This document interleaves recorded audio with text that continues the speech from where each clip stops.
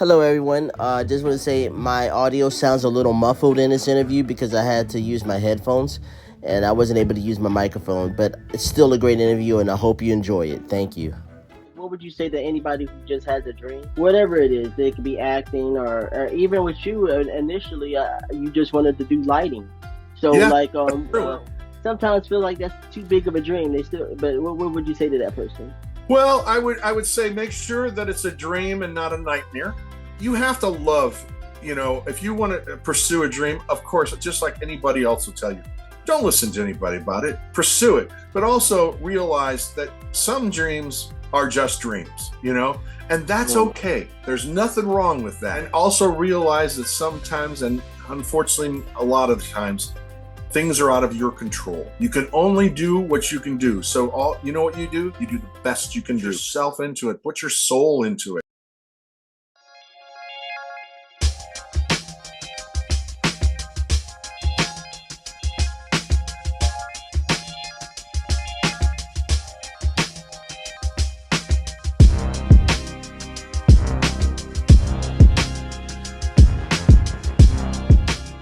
Greetings, everybody. How you doing? This is the E-Man, chilling like a villain, singing like Bob Dylan, keep it on the low, get some double stuff on the go. And oh my goodness, today is going to be a special day today. My guest today is a St. Louis-born actor who was made for adventure. He's been in a ton of stuff. I would say he's tangled with Timberwolves, and he he faced himself against Bart the Bear, which I can't wait to talk about, and Davy Crockett on the Wonderful World of Disney or the Magical World of Disney. He also was the original face in the A Team, Yeah. which is really great, which is really awesome. I can't wait to talk about. But you might know him as Captain Jonathan Power on Captain Power and the Soldiers of the Future. I am so honored. I am so blessed. I might even cry a little bit because this guy, like, I mean, I can't wait to explain it. But this guy's amazing. His name is Tim Dunigan on the Special Delivery Show. Did I pronounce your last name right? You sure did, Emmanuel Dunigan. That's correct. Dunigan, yes. What's the origin of that last name? Irish. My Oh, dad was Irish. My mom is uh, Macedonian. oh, So nice. Greek Macedonian. So yeah, I'm kind of I did one of those DNA things, and I'm like 50-50 right down the line, Oh, uh, wow. half and half. So yeah, Did you do 23andMe? I did. No, I did the other one, Ancestry, I think it was. Oh, mm-hmm. We did Oh, that one, and it was fun to see. My brother and I, we all did it, and there's a little bit of some other stuff, but we were pretty much Greek, Macedonian, Albanian, and Irish. cool, cool. I actually did 23andMe some years ago, and I found out that, of course, I have tons of African ancestry, but as well as I have British, Irish. Yeah. There's some Filipino in there, which I Oh did wow, not that's expect. isn't it great Yeah, to see all that? That's really fun. it really is. How are things over there in Los Angeles? Hot. It's been a very hot fall for us. It's been in the 90s, and as for me, I'm right. I grew up in the Midwest, so I kind of I'm waiting for the cooler weather. But everything other than that is fine. Everything's too expensive and the traffic stinks, but that's just regular LA stuff. Yeah, I have a few friends out there, and I know you guys went through a real heat wave in the summer, so I'm glad that everything Yeah, turned out okay. yeah, You everything's know, fine. Hey, the weather's why we live here. So yes, sir, yes, sir. So I always like to start off with the childhood when it comes to my podcast. I feel like that's a very, very foundational thing. And you grew up, like I said, you grew up in St. Louis, yep. um, but also there's so many things. Like you're related to Harry Carey. Yeah, That, Harry Carey was my mom's first cousin, so I guess that's wow. my second cousin. I'm not sure, but he grew up in the same house. I guess Harry's father passed away early, and then my grandfather and his mother were brother and sisters, so they lived with my family, my mom's family, and my mom. They went to high school together and everything. So my mom, Wow. his whole life. Yeah. I'm not a big sports guy, but I could definitely say one of the highlights of my life was I went to a Baltimore Orioles game. I was Oh, a part of this group called Upward Bound, uh-huh. and for our summer trip, we went to a Baltimore Orioles game. It was like right before Cal Ripken his attendance record, Right. and that was like one of the best experiences I've had in my life. It was very relaxing. I had a frozen lemonade. It was amazing. But to go back to your cousin, I grew up on WGN TV, Oh, with the Bozo sure. Show, and so I always wanted to visit Chicago, so and Great yeah, city. I'm very aware of your cousin. I always I got my equity card in Chicago. I got my first professional play in Chicago. So nice, spent some time nice, there and really enjoyed it. great. What was it like growing up as a kid in St. Louis? But also, I always ask people this: what was your favorite cereal? And what was your favorite Saturday morning show growing up as a kid, if Oh, you had one? sure. Well, back in, I'm pretty old. So back in those days, you had a television set, uh, Yes. and it was black and white. And I was very much into the cartoons on Saturday morning because, when you're the youngest person in your family, it's the only time you get to choose what channel they Yes. get to watch. So yes, Saturday morning. First of all, my favorite cereal. That's a good one. I'm gonna go with probably Captain Crunch or Hmm. Apple Jacks. I used to like Apple Jacks. I don't even know if they still make that.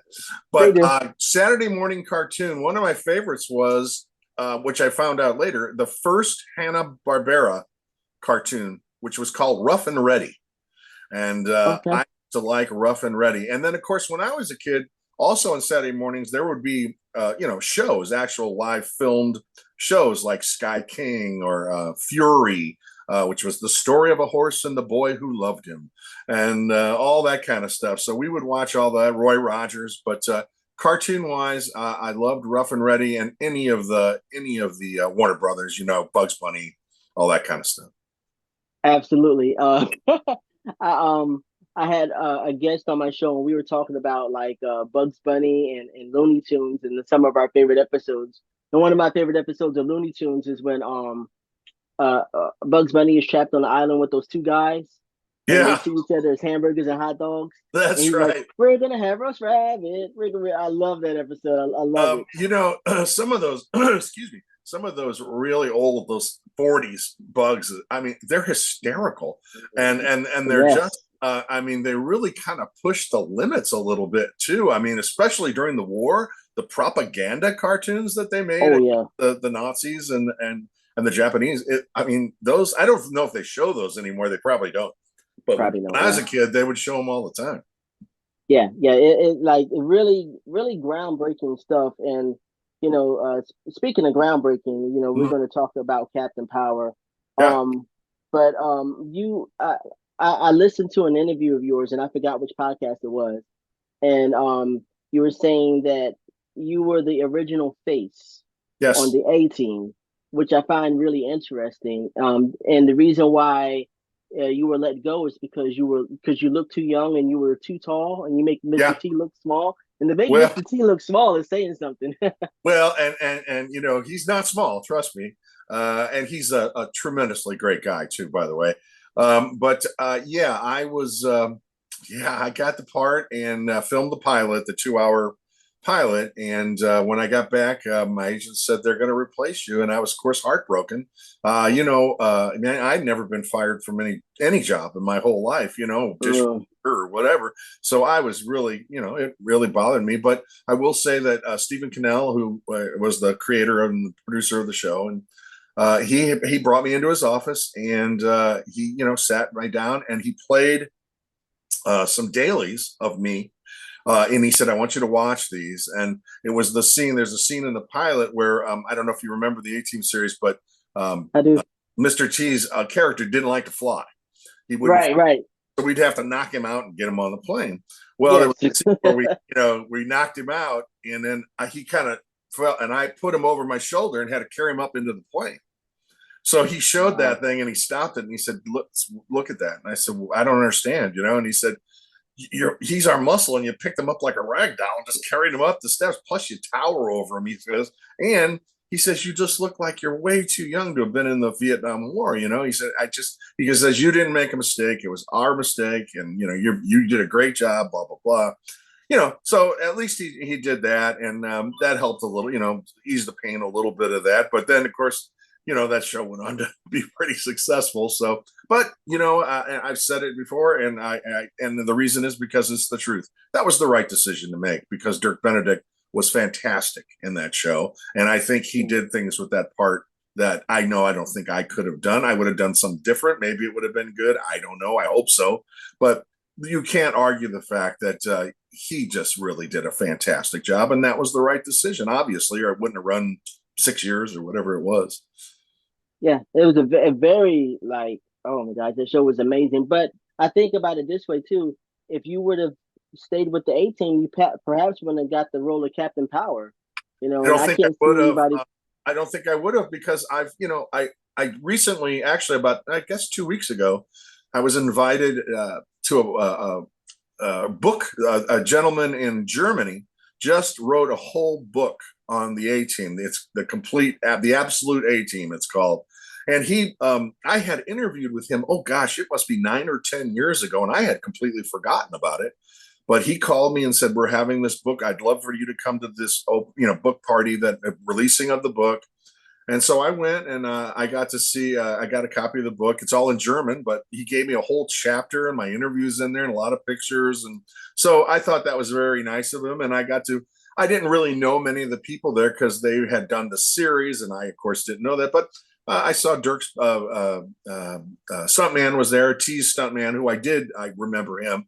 One of Okay. the producers and the writers, and so it was nice, and it was a lovely, got a copy of the book signed and everything, and it was really nice. And as I said, I now have, it's been, time heals mostly old wounds, most of them, and that's certainly one, because I was blessed by God to get the other roles after that I got. I had a very, very, lucky and good career, and I look back on all of that now with nothing but smiles and pleasure.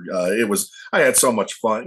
You got paid to do what I would do for free, so it was a wonderful experience, and it certainly didn't hurt me down the road to have had that on my resume, and it helped me, I think, get my next series, which was for NBC, and Ed Weinberger and Stan Daniels, the guys that made Taxi and Mary Tyler Moore and all that. I did a series called Mr. Smith that was on for just one season on NBC, and then but it helped, I think, lead to that.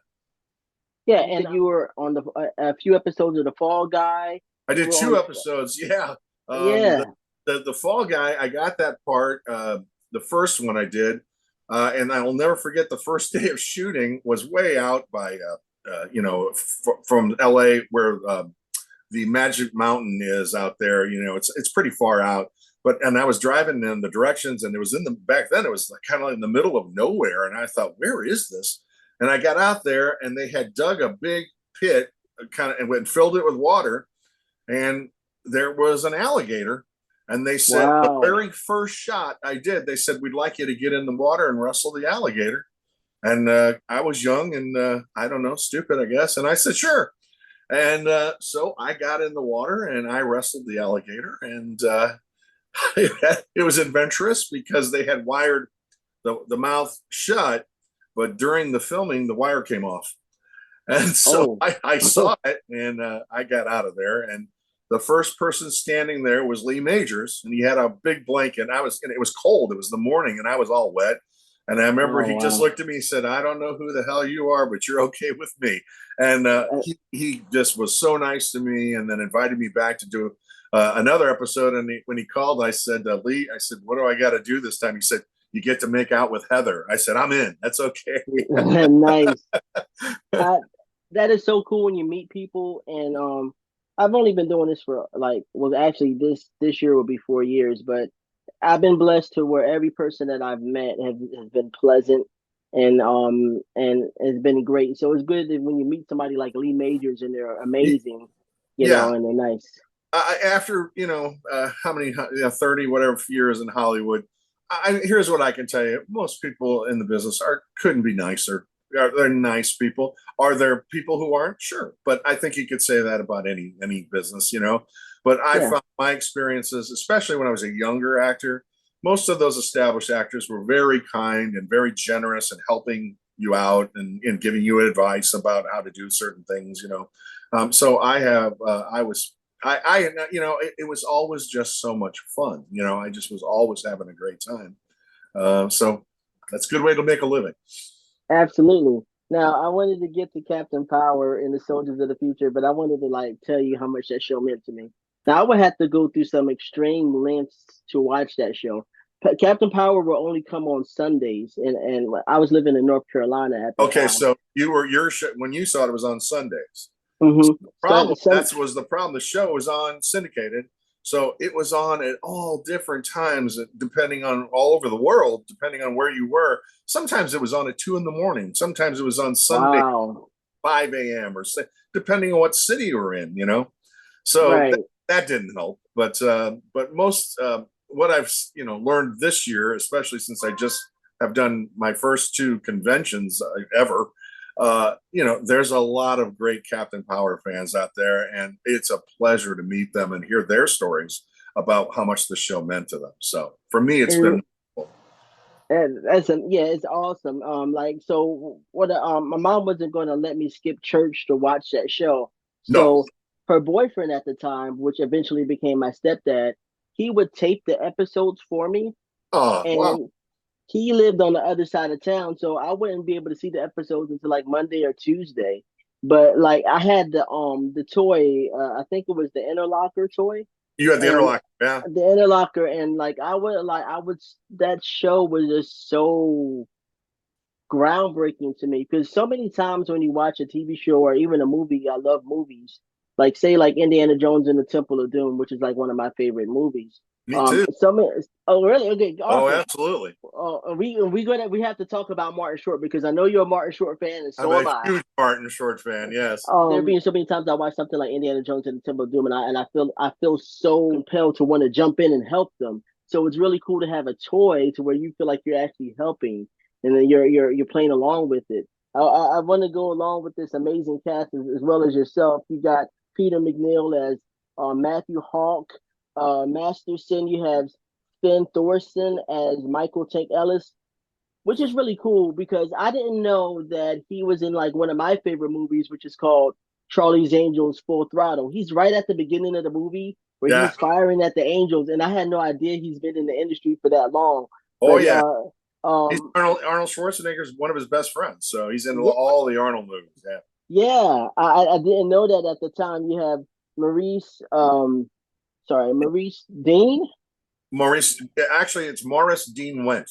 Morris Dean Went as Robert Scott Baker. You have Jessica Steen as Jennifer Pilot Chase, Right. I just learned this today. David Him. Hemburn as Lord Dredd. Now, this is crazy. I just learned this today. I didn't know he was the voice of Magneto in the X-Men cartoons. Yeah. And so when I watched the episode of I watched a few episodes before the interview, and I was like, you can't escape it. I can't unhear it now. It's Magneto. It's crazy. And then Bruce Gray as mentor. Right. So what was it like working with this amazing cast, man? I mean, yeah. Pure joy. Also, a really difficult shoot. A really hard shoot physically, Yeah. because of the power suits, which were uh, unforgiving. They were, it was layers of things.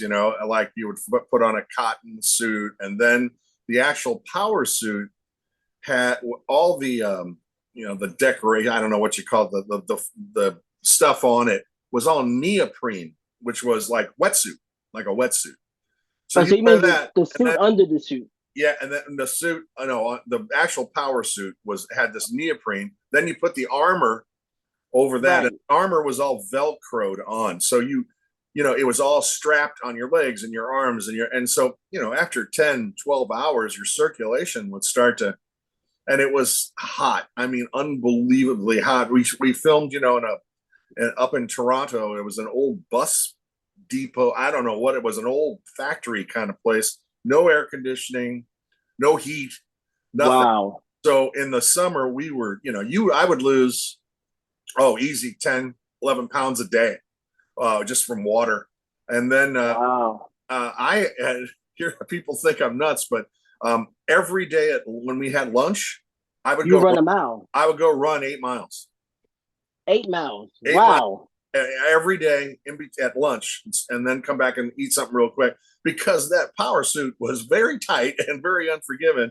And I Yeah. always had a problem, keeping the weight off. So I had to really work at it. And here's the thing too, like when I go back and watch the show, and just to go back to the story of like growing up watching the show on those tapes, I didn't know the last episode that was on that tape was the episode where you were like it's a flashback episode where like you're standing at your father's grave and it's all flashbacks explaining the origin of how the whole dynamic between Dr. Power and Lord Dread and how it all came to be. And Right. I never really noticed the similarities between that story. I mean, one of my favorite video games growing up is Mega Man, and Mega Man 2 and Mega Man 3. And so the story is very similar to Dr. Light and Dr. Wily in that game. And there's a lot of similarities between Power Rangers in that show. I didn't realize Well, until you know, now. there's a lot of similarities between our show and a lot of shows that followed that show. They stole a lot of stuff out of there. They I really mean, did. look at the Borgs. That was the Borgs on Star Trek. They stole all of that from that was Dread. I mean, that was the Yes, same thing. Babylon 5, that was in Captain Power. Babylon 5 came from, it was written by the same writer. So yes. there's a lot of things. Power Rangers, they kind of stole our power on. So does that bother me? No, I take that as as a compliment to our show because, as you mentioned, in 1987, we did cutting edge technology. Nobody had ever done a show before that had a computer animated character. We were the first one to ever do it. So we had to figure out how to film that, how to do it, and by of course, the first interactive television show. And I believe perhaps the only one still. I'm not sure if there's many other. I don't know, but I don't know of any other interactive show where you could sit at home and have a toy and it would actually react with the show itself. And Yeah. for me as an actor, what I also liked was that you didn't have to have the toy. You could sit and watch the show without the toy, and it was still because the show was written. It wasn't written for the toy. The toys came in later. It was, that was Right. just as a series. And I think that's why we're sitting here talking 40 years later, is because it was written so well. Those were great scripts. Michael J. Straczynski, Larry DiTillo, all those guys, those were great writers, and they did a wonderful job. And I think, yes, is the show, if you watch it, dated? Of course it's dated. It's from 1987, but it holds up. I think it holds up script wise and story wise. And as an actor, I'm very proud of that. As a kid, one of the things I loved about the show was it really wasn't a kid show. It didn't talk It was down to not kids. a kid. You're right. And I mean, like, and I tell you that the first episode was like, really proved that because like I never forget when Athena was describing what it feels like to be digitized. And I was like, holy crap, that's really dark. Very. Yeah, you know what I'm saying? Dark. And I mean, how many children shows kill off a major character at the end of the first season? I mean, that nobody did things like that. So nobody. It was, very unique. And I, personally, my personal feelings is if there weren't any toys, I think that show would have run for 2 or 3, maybe more years. Who knows? I agree with you. And I tell you one thing I was really obsessed with. When you guys had on your fatigues, right? Yep. You got each individual member of the team had their own different patch on the side. That's correct. And I love Tank's patch because it was like the ground assault unit and it was a bear. Yeah. And I thought that was the coolest thing. I've been trying to find those patches online and I cannot find them. I can send you the how to contact the guy who makes them. And really? I just bought a whole set. Yeah, I bought a whole set, and I'll make sure I'll send it to you. I'll messenger it to you where to contact him because he just contacted me because I was wondering. I ordered him, and he said, "Oh, I had to redo something or something." but they're on my way to me. But you can, yeah, you can buy those. And then I personally have started having for the 2 shows I did, I had power badges made up that looked identical to ours. And, they had magnets on the back so you can wear them on your shirt. And for PowerCon, which is, we'll get to, I hope, the big Captain Power convention coming up next March, Oh wow! I working on a new badge that will light up, that actually lights up. Like power on. Oh, Yeah, that's so and it'll cool. light up. So, Oh, that's so cool. and here's my whole point of doing that. Yeah, it's a kind of a, for 30 years, I thought, you have to remember there was a lot of controversy about that show. There was people who said we were teaching children how to kill, and that killing was the answer to things. And of course, it was mainly this one woman. And, you would ask her, did you watch the show? No, I wouldn't watch the show. And you're like, well, then you're ignorant. You really don't know what you're talking about. I mean, are you aware that preservation of life is the whole theme of Captain Power? Those are Absolutely, yeah. robots. I said, do you understand? Those are robots that we're killing. Those aren't humans. That's why we're doing it. They didn't care anyway. But that whole thing stays in your head as you go on. Was I on a show that really was not good for kids? Did I harm children by being in that show? Well, I got to Augusta, Georgia to do that appearance at the conference. And after 10 minutes, that all left my head, because people came, they said, I drove from Maryland to meet you. I drove from here to meet you because that show meant so much to me. And I heard their stories about what the show meant to them, and heard what their life was like. Some of them, their home life wasn't great, and that show, was the highlight of their day or week. Definitely. Things like that. I had people tell me I'm an engineer at Lockheed now because of you, because of Captain Power. That's why I'm there. Wow. I have a guy who I'm real good, become friends with now. He's a colonel in the Army. He says, I joined the military because of you guys watching that show. I'm a #1 fan. So Wow. when you hear that, and after 30 years of hearing, oh, you hurt children, it is just such a joy for me. So when I did these appearances, I want to give something back. I want to give something to those fans, because I appreciate that more than I can even express. That they, still remember the show, that they saw the show for what it really was, and that today they still appreciate it and still love it. Well, that is a true blessing for me, and I'm so thankful. I thank God every day for it, because here I am, almost 70 years old. I'm having a ball. I'm meeting these people, going to conventions, and I'm having a blast. It's just great. It's great. I love to hear that. I love hearing the story about one of the first conventions you went to. Somebody dressed up as Captain Power, Yeah. and they asked a specific question, and you didn't really have an answer for them, and you felt that they were disappointed, but you made it right. Well, by true. giving them That that was back when the information. show just came out, and it was in Atlanta, I believe. And it was a big show because all the Star Trek guys were there. So it must have been a big comic show of some kind. But anyway, yes, there was a guy there in a Captain Power outfit, and he had a big book. And I mean, this guy had everything. I mean, TV guide listings, tonight at 8 o'clock, this show with my name, anything that he had it. It was, and at first I was a little like, whoa, that's a little, Right. and this is 1987. How do you know me? Well, then I did a panel, and he asked the question, what is the power source for your communicators? Yes. And I said, and I gave him kind of a flippant, I thought it was a funny answer. I said, I don't know, AAA batteries, I guess. I don't know. And everybody laughed, but I remember his face. I can see it today. And I knew I thought, well, you're just a big jerk, Tim. Why would you hurt that guy's feelings? And here he is doing nothing but being kind and showing how much he loves your work and you, and appreciating you. So yeah, I found him after the show, and I told him, I'm gonna, you know what, give me your name and address. I'm gonna send you a picture and all that kind of, and I'm not gonna get the answer to that for you. And I did. I sent it to him, and but it always stayed in my mind. Don't try to be witty, and just answer the question. He was serious about that. You know what? Respect it. Show some respect. Yeah, I really love that story, because that's really a writer's question, but Exactly. you still made it right, and that's what really mattered. I thought that was really beautiful. Well, thank you. And you know, life is a journey, and you always are keep trying to refine yourself to be a better man. You know, and Absolutely. that was a point for me where I wanted to be a better man.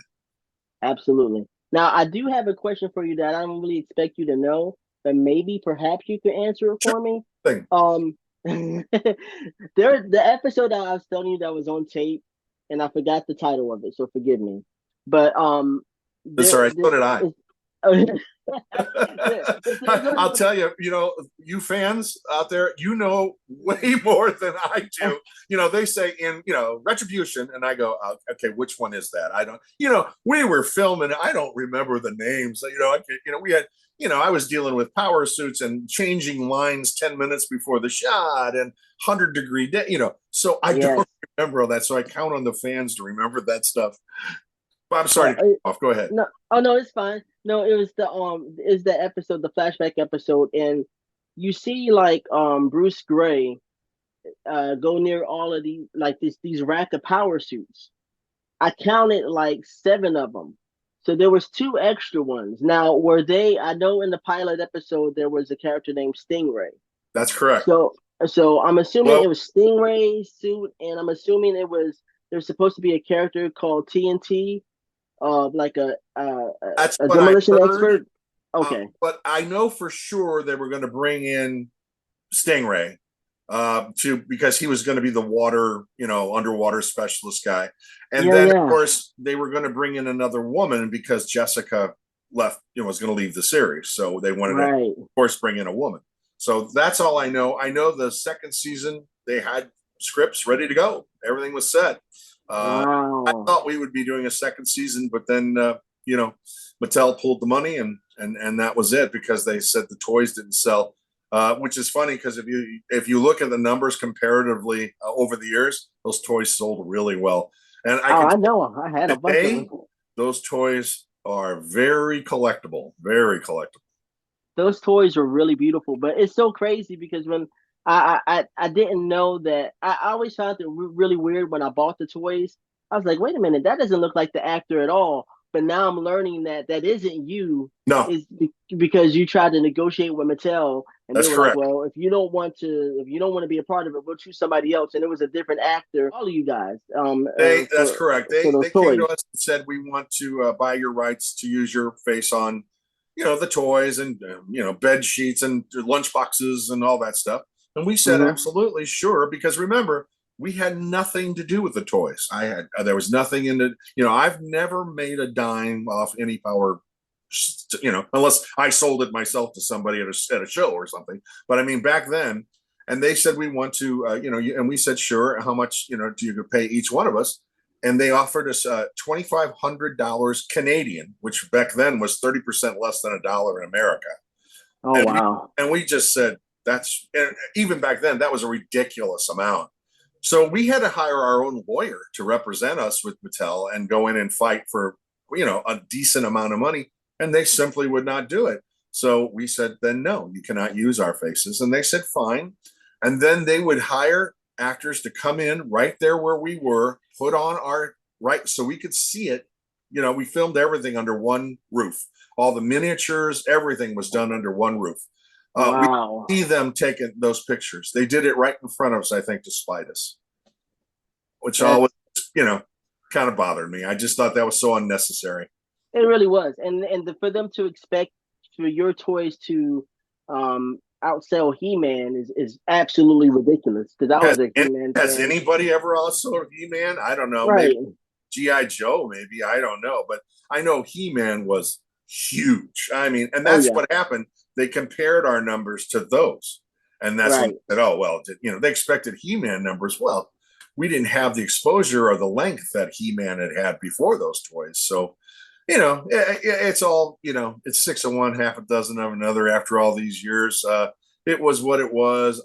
You know, there were times that were you know uncomfortable and made me angry, but most of the time, you know, we were just you know. Luckily, our the cast, all those people you mentioned, we were very good friends, and we hung out together off camera and did a lot of things together. You know, Peter and Sven and I took a weekend together up, went up to some cabin in I don't know, somewhere way up in Canada. You had to get there by a boat. You couldn't even drive there.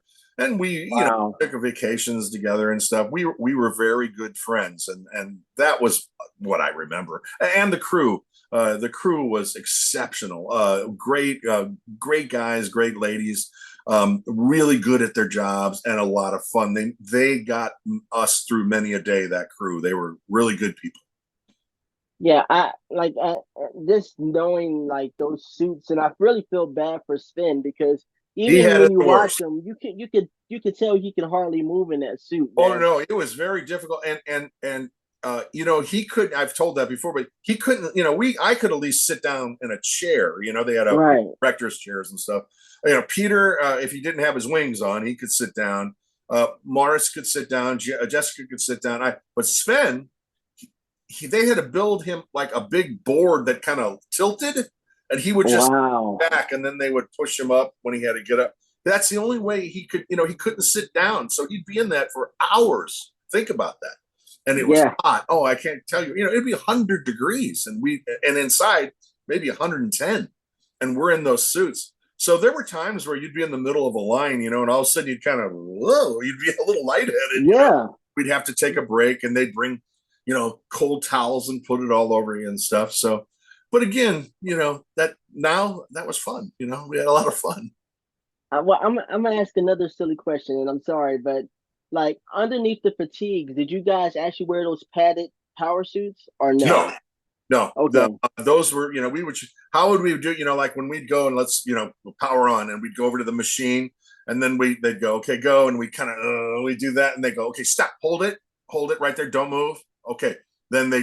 Okay, then go, and we change just into the power suit. Then we'd come back, and we'd get on, and they go, your head a little bit. Okay, turn a little bit more up. Okay, right there now. And then and then stop. Okay, hold it. And they mark it. Okay, then go, and then all the armor. Then you come back Yes. again. It took a long time for that 3 second power on. Let me tell you, it was a very intensive physical thing to do. I always get a sense of nostalgia when I go running and I put in my earbuds and they do say power on. I'll be like, ooh, that's Yeah, me too. oh really? Yeah. You know what? I'll tell you, Emmanuel, if I had a dime for every time I've said power on, I'd be a comfortable man today. Let me tell you. Absolutely. Um, I meant to ask too. This is how much of a geek I am. So the actress that played Pilot Chase, she was Mm-hmm. in this. She was in this movie called Sing, I think. Sing. Well, Um, yes, sing. Yes, okay, and she was on. I think she won an award for something, she and should. and I can't remember what it was, but I watched that a whole award show just to see if she was going to win. And I was hoping in the acceptance speech at the end, at the end, she would say something like "Power on," but she never, she never did. No, I But don't that's think. how much of a geek that I was about that show. How much I love that show, and how much I love the actors, man. I don't think at that time, Jess wasn't, that part wasn't for her. She didn't Okay, really enjoy. I think she enjoyed filming it. I hope she did. I mean, with all this, but it wasn't what she wanted to do. It wasn't, she wanted to do something different. The rest of we love doing it. yeah, But I hopefully, she looks back on it these days with, much more love and appreciation of it, and her work on it. And I can tell you just from talking to fans over the years, I truly believe she's the most popular character from the show, much more than me. she was. I liked every character for different reasons, but my friend Elijah, who's also a really big fan of the show, and he was gonna host. I was trying to get him to co-host with me today, but he wasn't able to do it. But he Huh? had a question about like I know there was supposed to be a reboot called Phoenix Rising, Yes. and so whatever happened with that, I was looking Uh, forward to it myself. yeah, that was back in, I guess, 2011, 2012. A guy named Roger Lay and Eric Carnegie, who I think at that time worked for Gary Goddard, the creator of Captain Power. Uh, Hmm. I think, Gary gave them the green light to try to do a reboot called Phoenix Rising. And they called me and said, we'd love for you to be involved in the reboot. And I said, well, I'm a little old for the power suit, boys. And they said, no, no, we want you. They said, we want you to play mentor. We want you to be mentor, be the father. And I said, oh, not Yes. that. I said, wait a minute. I stand in a tube. I give some lines. Yeah, that sounds good. I'll do that.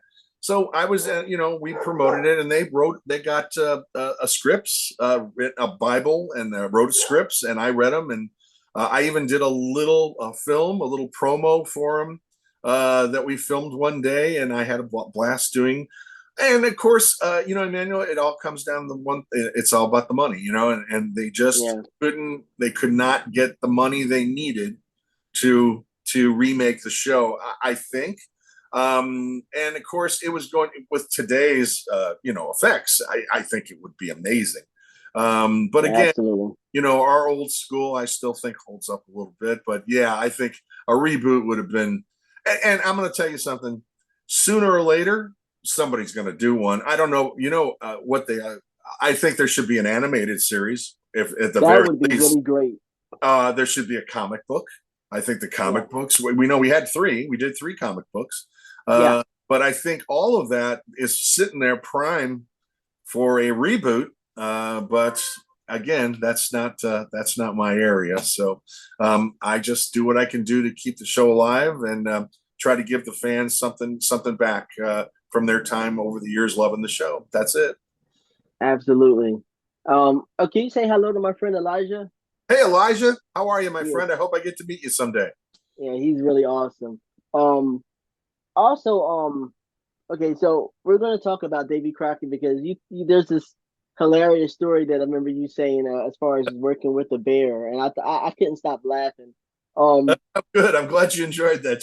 That's one of my favorite stories because it's all true. The absolutely. bear was a big star. I mean, Bart was in a lot of Yeah. movies.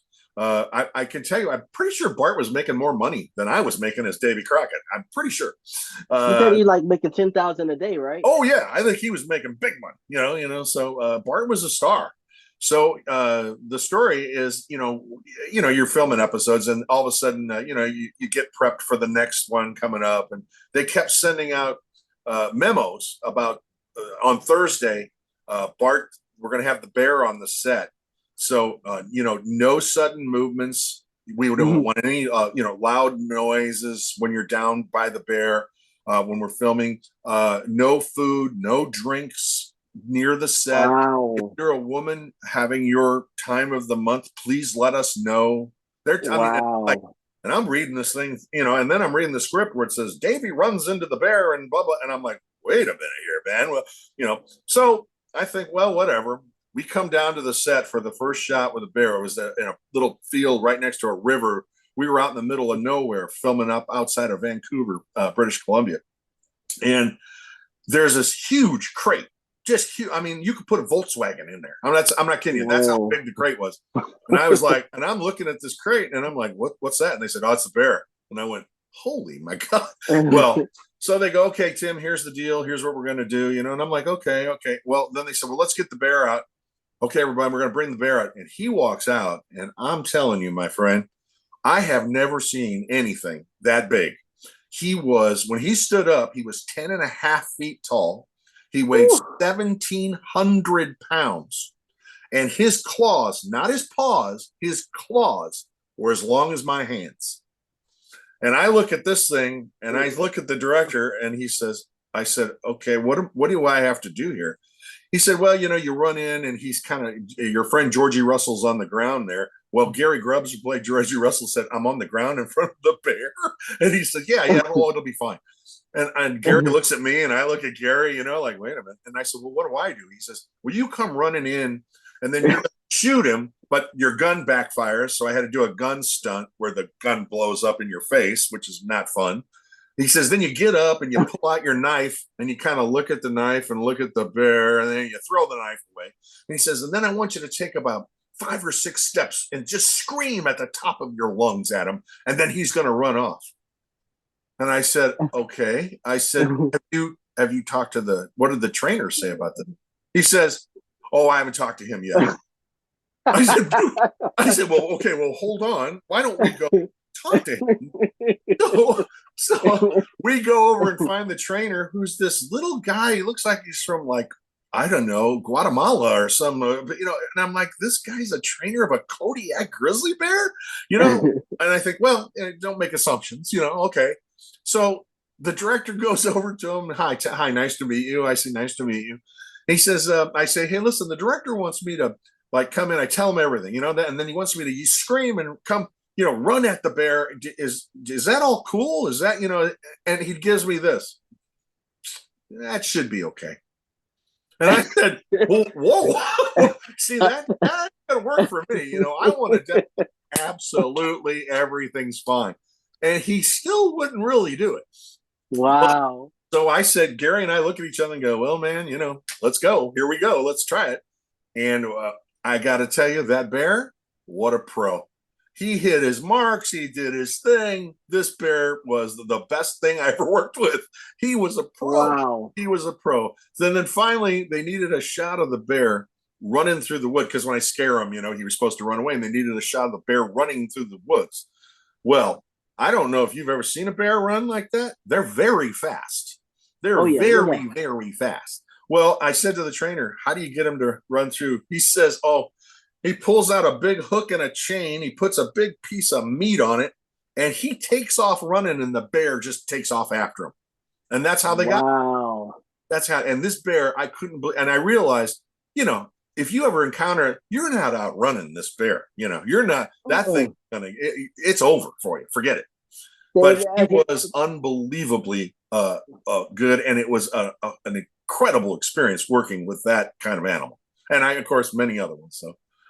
And here's the thing: like when it comes to bears, they advise you not to run because bears can run up to 35 miles per hour. So you're not out at least. So you're not outrunning the bear. And again, you have to understand, I'm 6'5", and the bear was coming up to about my shoulders. You know, when he was on all fours. So I've never been that close without a cage or something to an animal of that kind of power. Oh my gosh, his head alone was, I don't know, 3-4 feet wide. It was just an amazing animal. He was, but again, I want to make sure I say this. I've never worked with such a pro. He'd hit his, they'd go, okay, cut. He knew cut. I think he knew the word cut. He'd sit down. Then he'd go back in his box. He'd just sit there, wait. Next one, he'd come out, do it as whatever. He was great. He was great. I don't see how you did that because I couldn't. I mean, because it's an animal, so you don't know. Even though it's trained, you don't know what it's going to do. I mean, Sixers and Royd. You are absolutely right. Now you have to remember that I told you I did that series called Mr. Smith. Yes. Well, in that Smith, that was about a talking orangutan. He was supposed to be a talking orangutan. Well, I worked very closely with these two orangutans. The one from the Clint Eastwood movie, Every Which Way But Loose. Yes. That was one, but then the other one was bigger. And the trainer, I'll never, because see, here's what I should have told this before, but while the bear guy's talking to me, I'm thinking this. The trainer of those apes told me, you know, bears are never really trained.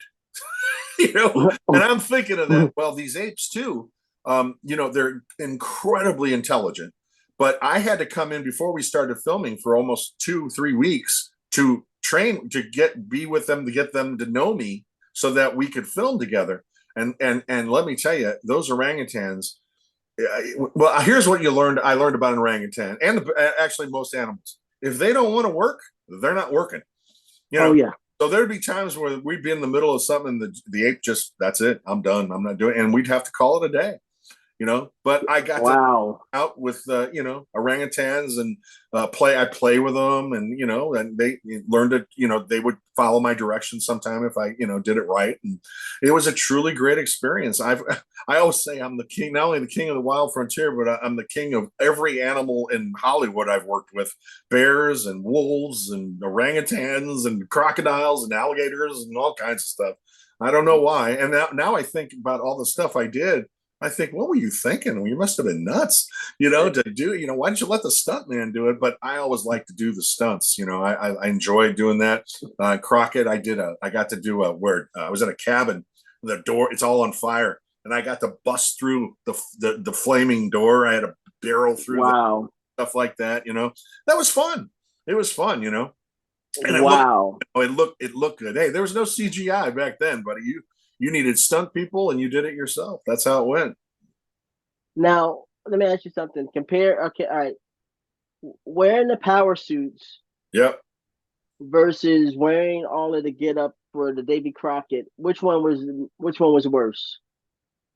That is a tough call because, again, buckskin, that was all deer, real deer. That doesn't Yeah. breathe. It doesn't breathe.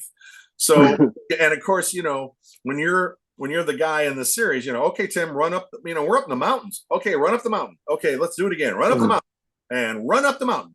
And I mean, I was in good shape, but my God, holy heaven, we were also at about 6,000, 7,000 feet. I don't know where we were, we were up there.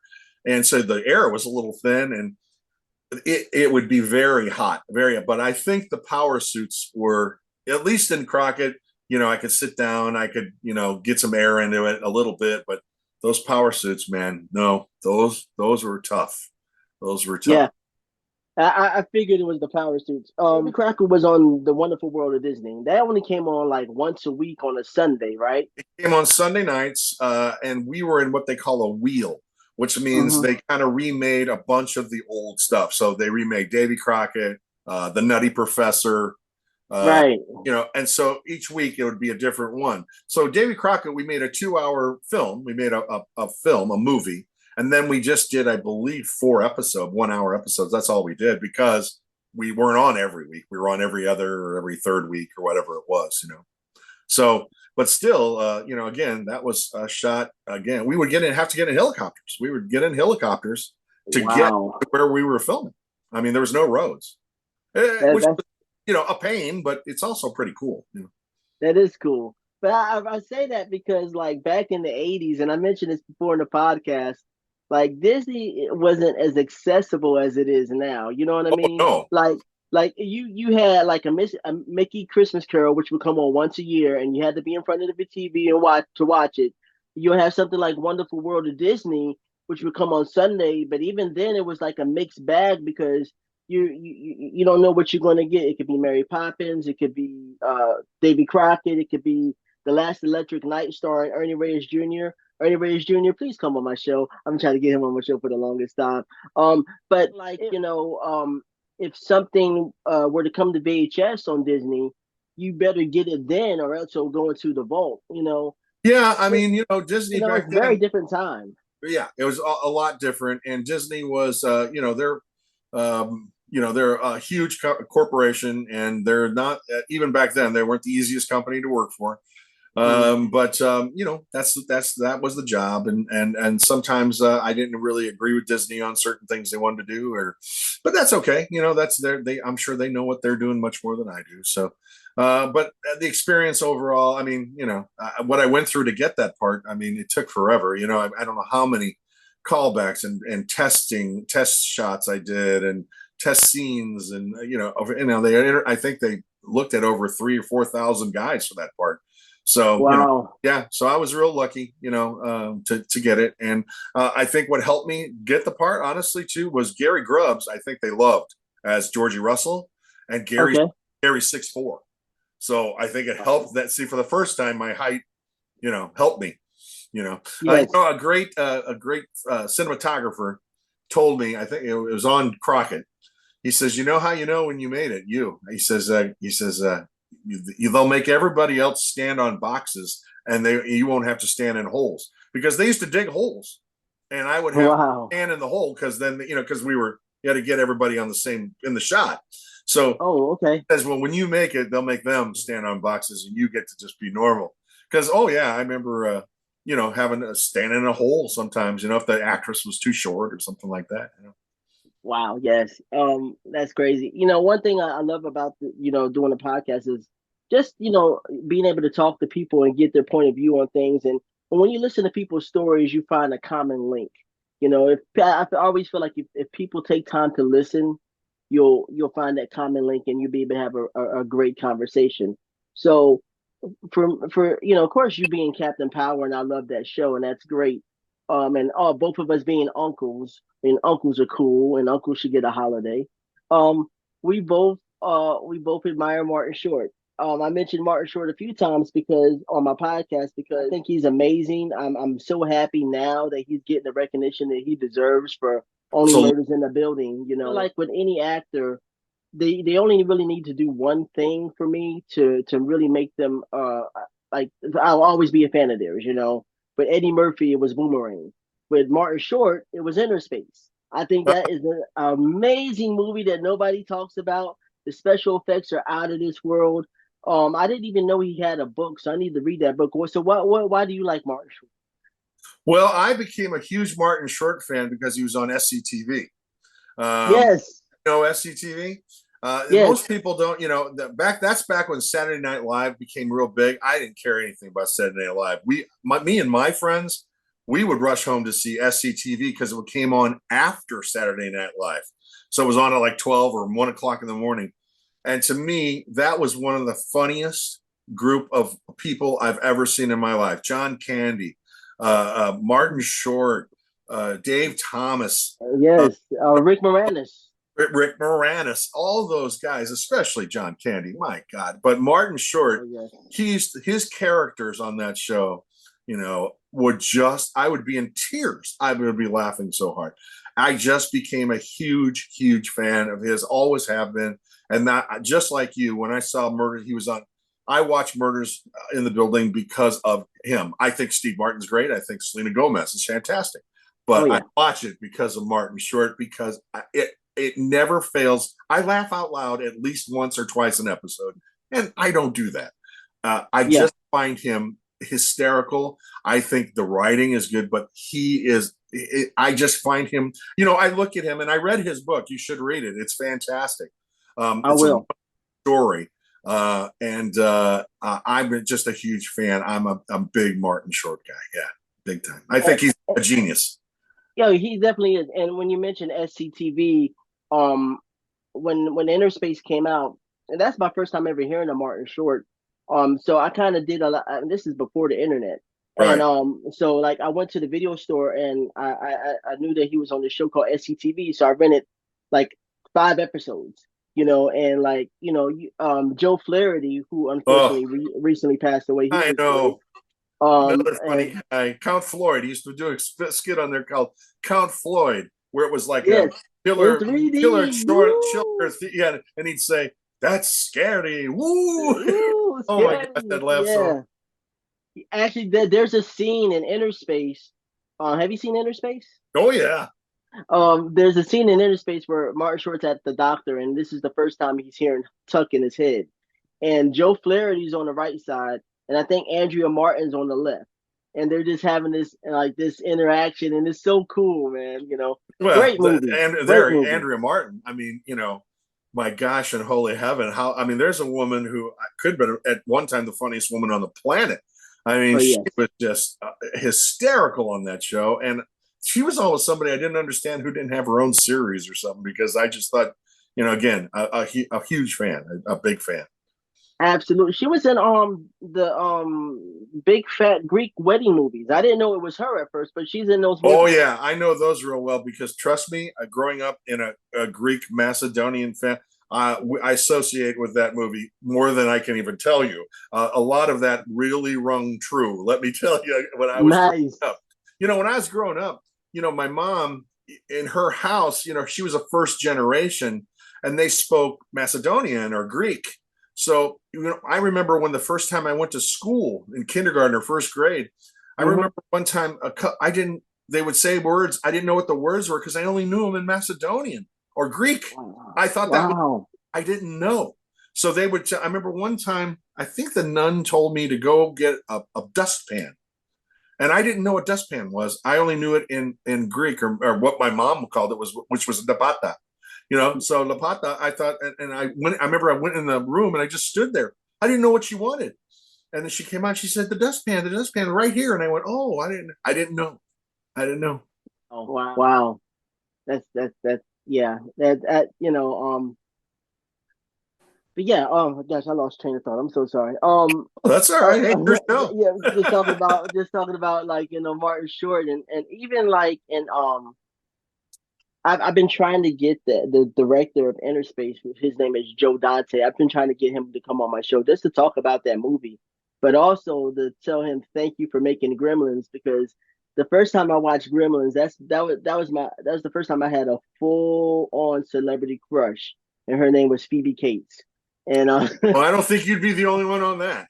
oh my God, I can't even, I didn't know I could be jealous I think I was like 10 years old, but I was so jealous of the character Billy because he got to hang around with Phoebe Cates. I was even jealous of an animatronic puppet of Gizmo because she helped her.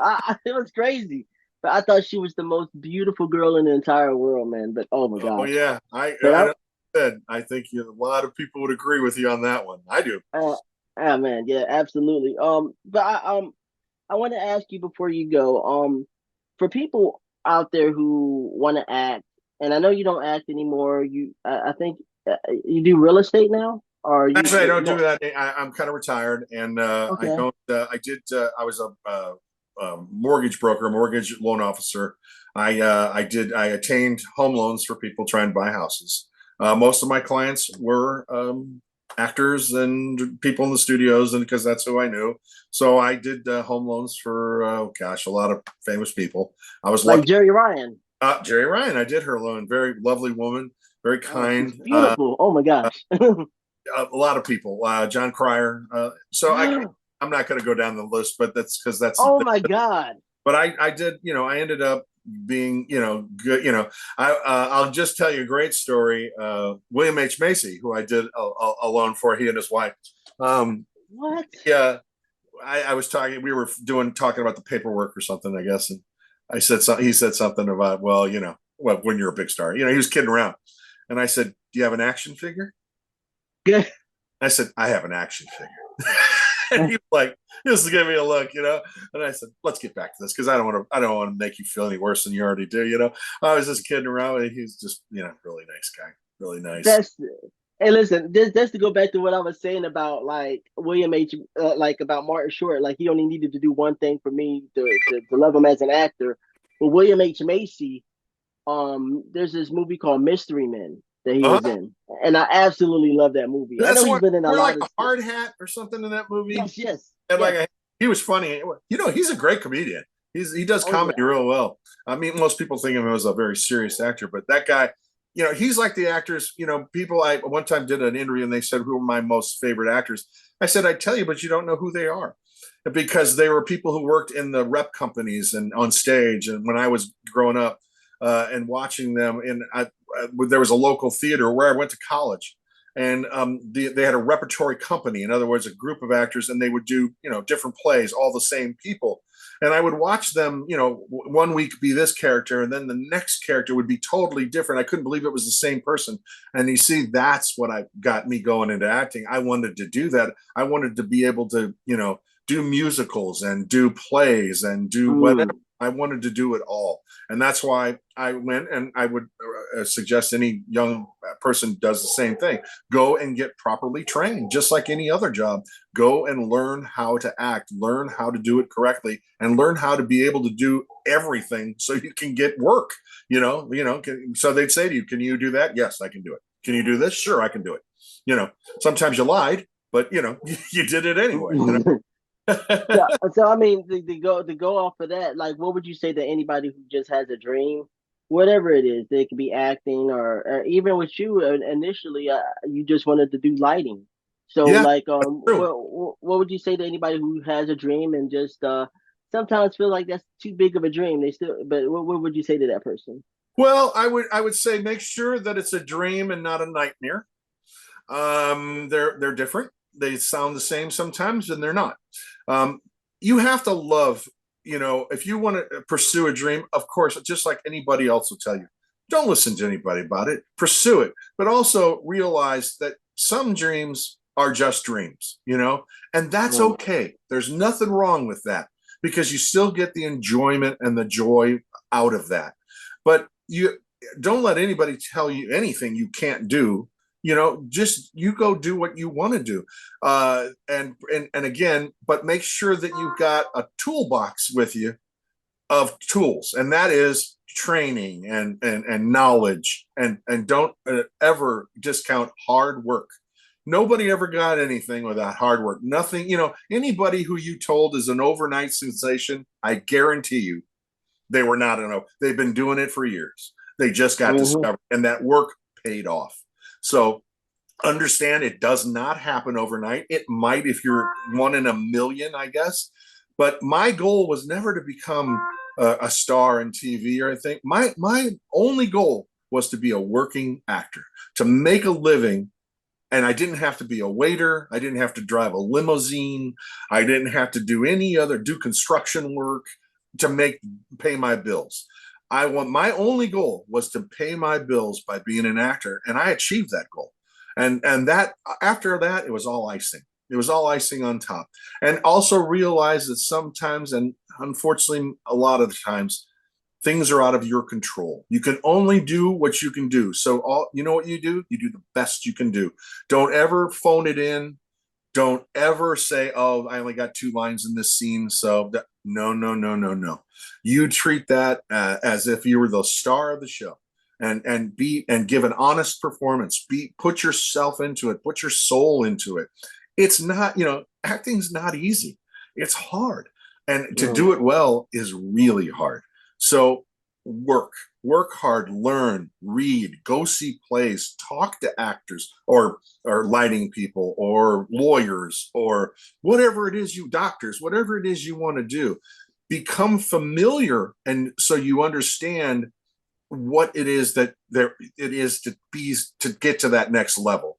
Know your craft. Be a good craftsman. That's it. That's really it. And the other thing, have fun. Enjoy it. If you're not having fun, trust me, I did mortgage for 20 something years. I never loved it. I never loved it. But it was it's a job. So that was a job. Acting was never a job. It was a love. It was fun. So you have to learn that. And then, like I said, sometimes you got to do the job. And it leads to this. Now look at me. 7 months ago, if you told me, Tim, you're going to be doing a podcast with a nice man, and I'm going to be doing these conventions, and now in March of next year, a whole convention where I'm the lead guy in the convention, and I would have said you're out of your mind. You're crazy, because nobody cares. Nobody cares about what I did. Well, I was wrong. I was wrong. Yeah. And it's just put a new light in my life. And so you never know. Always try, always work hard, and believe in yourself. You don't need other people's glory. You don't need them telling you you're good. You know if you're good or not, and work hard. That's it. Work hard.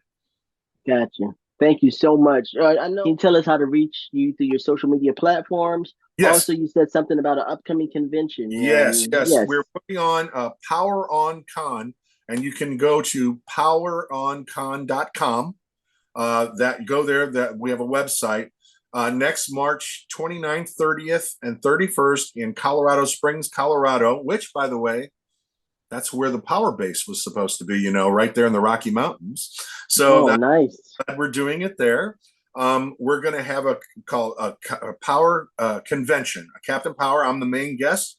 You can buy different levels of packages for the weekend. If you buy, I'm going to have if you buy a platinum package, we're going to have Friday night a dinner with me. Only 20 people. It's limited to 20, so that I can give each, but we can talk. We'll have a dinner together. We're going to set up a cap where they're going to have the power jets working with a TV, and I'm going to play Captain Power with people, so you can play Captain Power with Captain Power. We're going to do all kinds of panels. We're going to watch episodes, and you can ask questions, and I'll tell stories about what I remember or things like that. Hopefully there might be some surprise guests if we're lucky, of one way, but also all kinds of power, the power toys. We got a bunch of them there. I have still the original guns, mine, pilots, and scouts. Have those on display. My fatigue suit, that'll be there. A person who owns that is going to bring it with them. My David Nice. outfit, all kinds of stuff, my personal things, personal pictures, but mainly it's got, a big convention. We'll have vendors and stuff selling toys, and we're gonna have, but there's going to be a big ball with a costume contest. Anyway, I want this to Wow. be the most fun convention ever. Again, go to poweroncon.com, and you can see it for yourself. But it's next March. I encourage everybody to come, even if you don't know Captain Power. I promise you'll have a good time. And that's my main thing, is I want to make sure the fans who come get some. I want to spend time with them, then get to know them, hear their stories, because I love hearing their stories about when they had. I talked to some guys that had three brothers, but their parents only bought them one power jet. He said, "Oh my God, we'd have knockdown, drag out fights." It was just hysterical, and I want to hear that, and I'll tell my stories of doing that and working with all kinds of weird people and what I've done over my, I've done all kinds of strange things. I was in a band, and I've done all kinds of weird things in my career. So we'll talk and we'll get to know each other, and that's what I'm looking forward to. Absolutely. And your social media platforms, You can do you have reach me by Instagram? email. Anybody who wants to write me an email, I promise you I'll respond. It's Timothy Dunn again, but it's DONEAGAIN. So Timothy Dunn again at gmail.com. All you have to do is write me an email, get a question, or you want to, I'll be happy to write you back. It's my pleasure to meet you, and appreciate you wanting to talk to me. Man, this has been a blast. I thank you so much for your time. Sure, Um, man. Thank you for a- having me. It's been a pleasure. Thank you so much. Absolutely. And I want to tell you people who are who are listening and watching, man. And like real dreams really do come true. Like I tell you, like with Tim, I didn't get in contact with him until like 2 years later.